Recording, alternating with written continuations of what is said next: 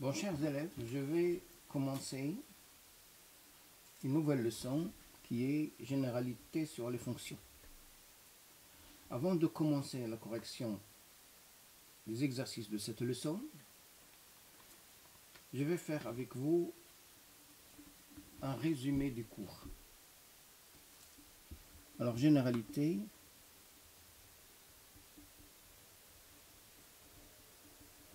sur les fonctions.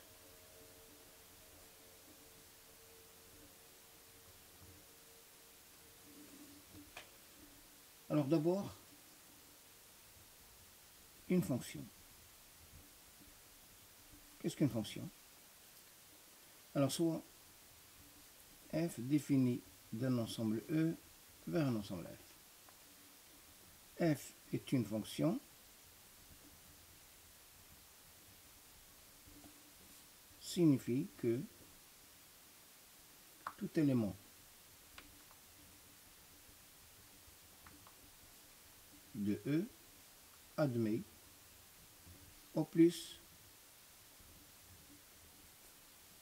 une image par F. Au plus, ça veut dire qu'elle admet une image ou zéro image.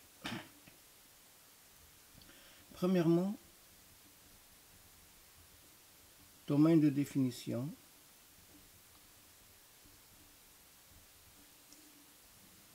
d'une fonction. Soit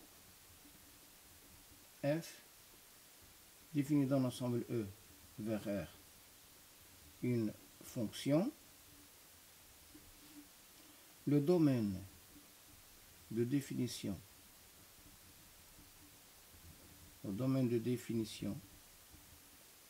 de f est l'ensemble de tous les éléments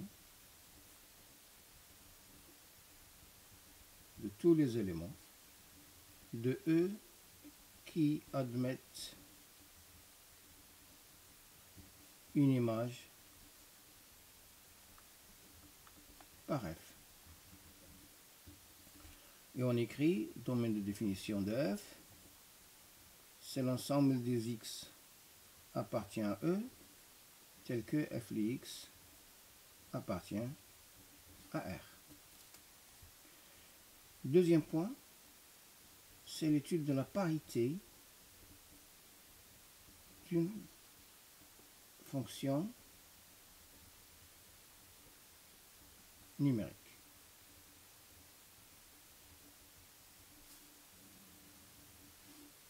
Alors soit f une fonction et df son domaine de définition. Alors f est pair signifie que quel que soit x appartient à df, on a moins x appartient à df et f de moins x est égal à f de x. F est impair signifie que quel que soit x appartient à df, moins x appartient à df et f de moins x est égal à moins f de x.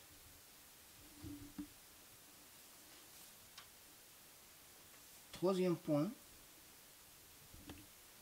c'est la monotonie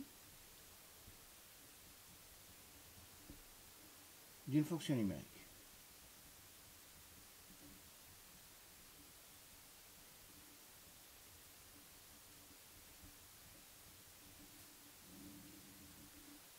Alors, soit f,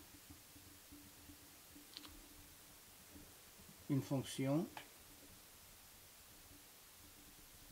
numérique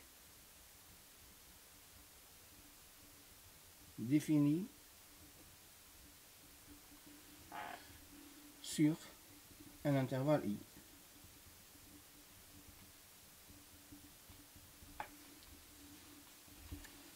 soit x1, x2, deux éléments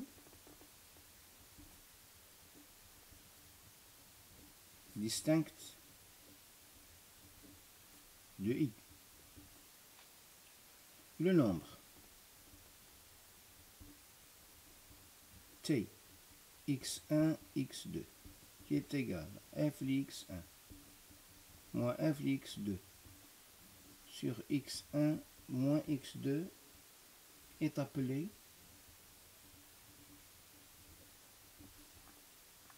le taux de variation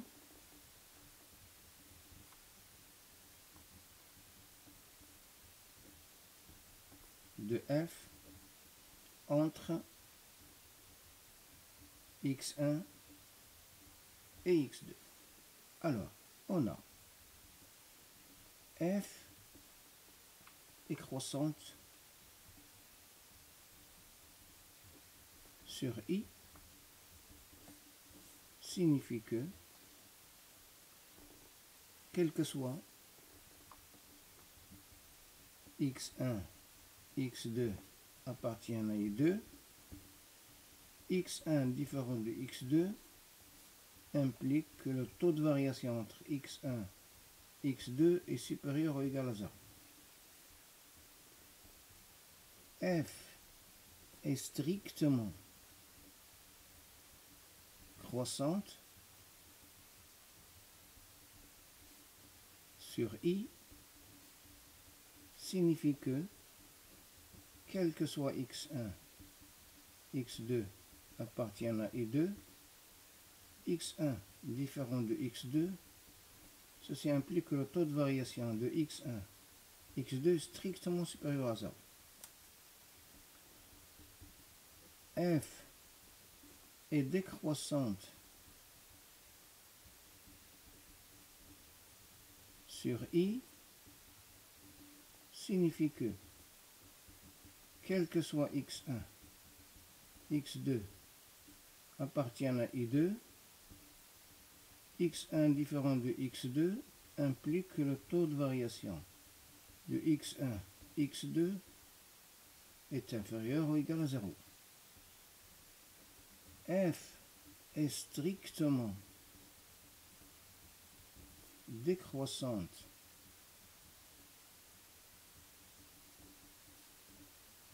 sur i signifie que, quel que soit x1, x2 appartient à i2, x1 différent de x2 implique que le taux de variation est inférieur strictement à 0.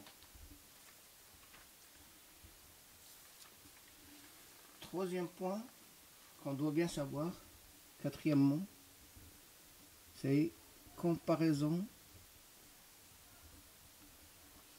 de deux fonctions numériques.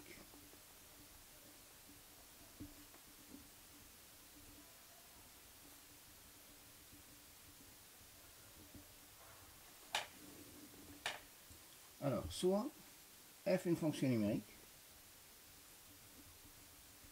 une fonction, et df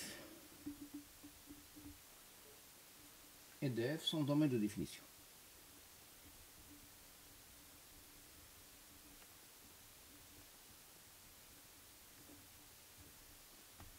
Alors, f est positive sur df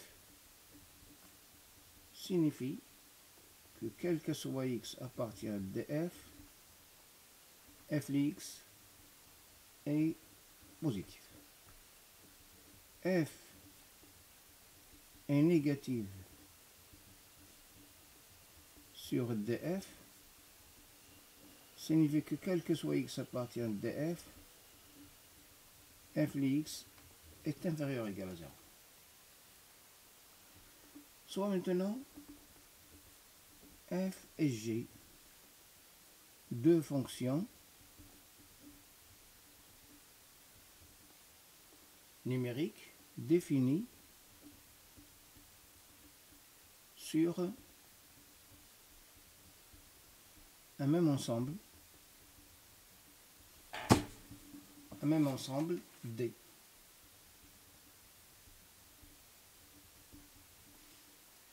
Alors, on a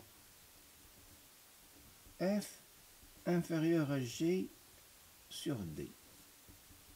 Signifie que, quel que soit X appartient à D, F Lx est inférieur ou égal à G Lx. Et F supérieur à G sur l'ensemble D signifie que, quel que soit X appartient à D, F Lx est supérieur ou égal à G Lx. Cinquième point, c'est fonction majorée, fonction minorée, fonction bornée. Alors, soit f, une fonction numérique, et df, son domaine de définition. Alors, f est majoré sur D signifie que il existe un réel M tel que quel que soit X appartient à D, f Lx inférieur ou égal à F est minoré sur D signifie que il existe un petit m appartient à R. Quel que soit X appartient à D, f Lx est supérieur ou égal à petit m. F est borné sur D signifie que f est majoré et minoré sur D.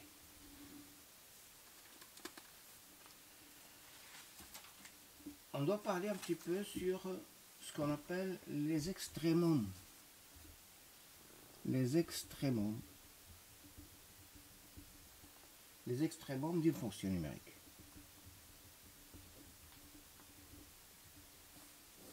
Les extrémums, c'est-à-dire les maximum et les minimum. Soit f, une fonction numérique, et df, son domaine de définition. Alors, f de x0 est une valeur maximale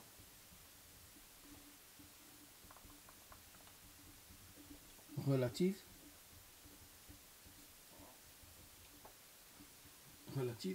de l'application de la fonction f signifie que il existe un intervalle i de centre x0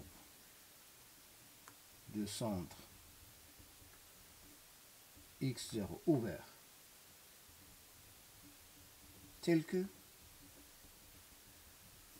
quel que soit x appartient à i de centre x0, f Lx est inférieur ou égal à f Lx0. F Lx0 est une valeur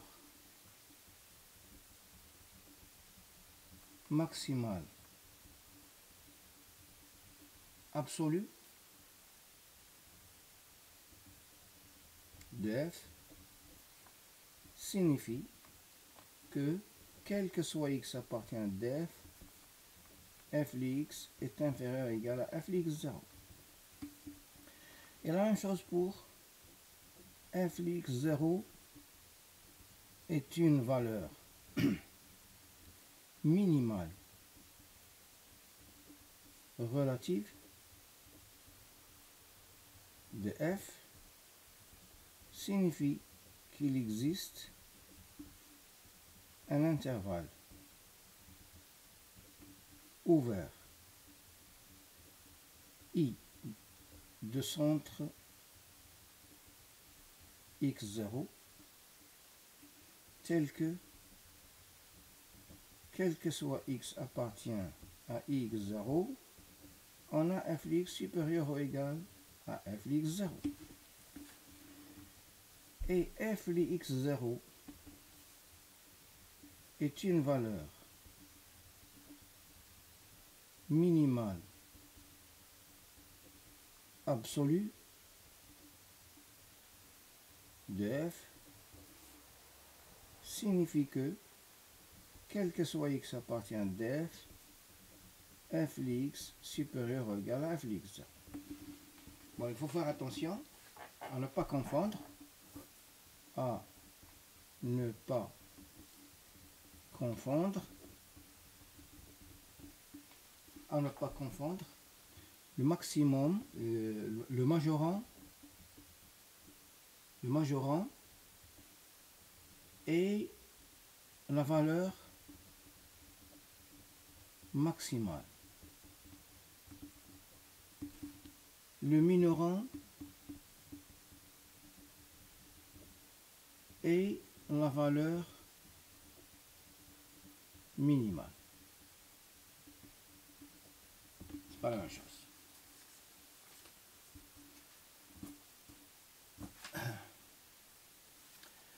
Maintenant, je vais passer à la sixième point. Sixième point, c'est la composée de deux fonctions numériques.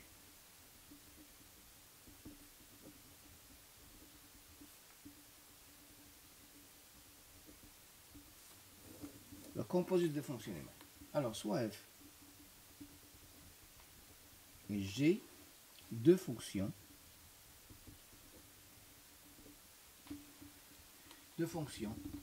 numériques définies respectivement sur deux ensembles I et J, tels que, ça c'est une condition très importante, telle que f de I est inclus dans J. Alors on a I, ça c'est par f de I qui est inclus dans J, c'est la condition nécessaire, c'est importante, G par R. X a pour image f de x, f de x a pour image par G, c'est G les f de x, qui est égal à G rond f de x, et ça c'est une nouvelle application, c'est G rond f, est appelé G rond f est appelé composé de f et g dans cet ordre. Bon, il faut faire attention. Remarque, f rond g est différent de g rond f en général.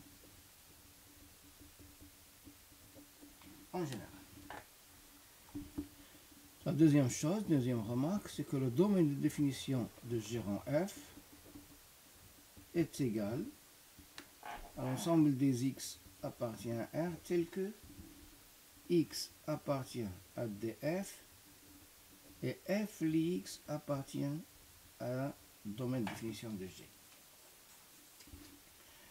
Huitièmement, ou septièmement, c'est fonction périodique. Soit f une fonction numérique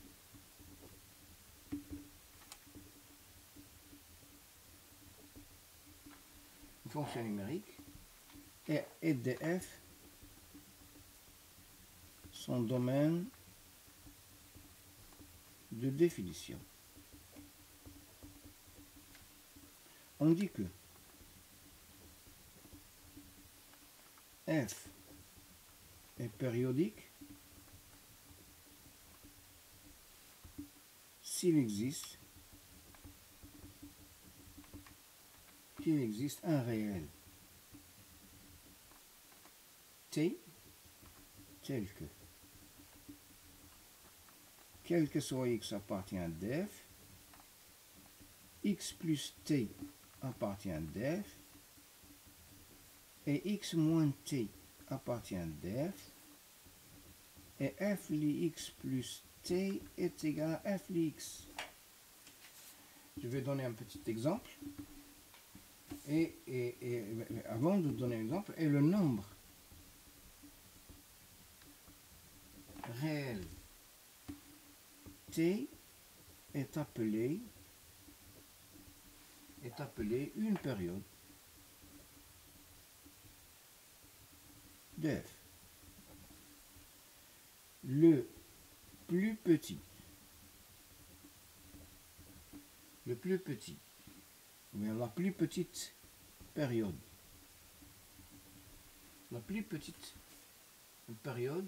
strictement positive,